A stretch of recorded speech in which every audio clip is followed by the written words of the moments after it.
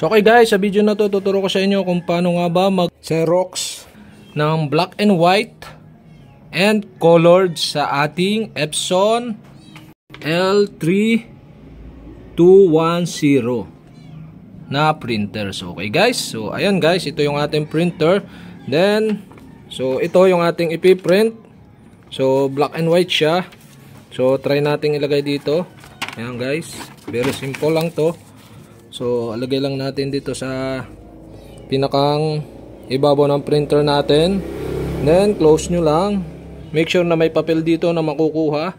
Then click nyo na ito para sa black and white. Then ito sa colored. So okay guys, try natin tong black and white muna.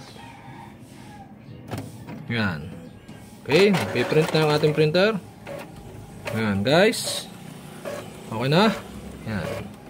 Ito na yung ating na print na black and white. So ito yung ating Xerox. Then ito naman yung ginayahan. Yan.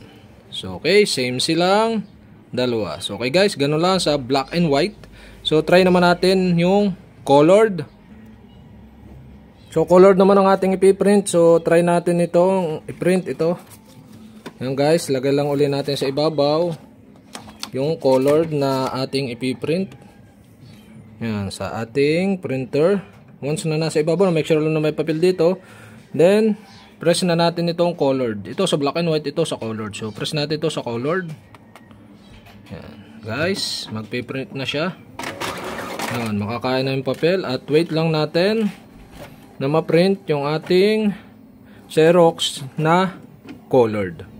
So yan guys, waiting lang tayo. Medyo matagal lang konti ang color dahil colored nga siya. Yan guys, nalabas na yung pinakang print out na colored sa ating Epson L3210.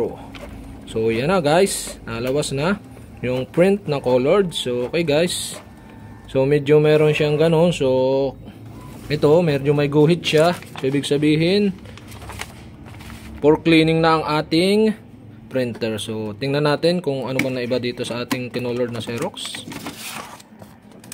Yan guys, ito yung ating kinolored na original.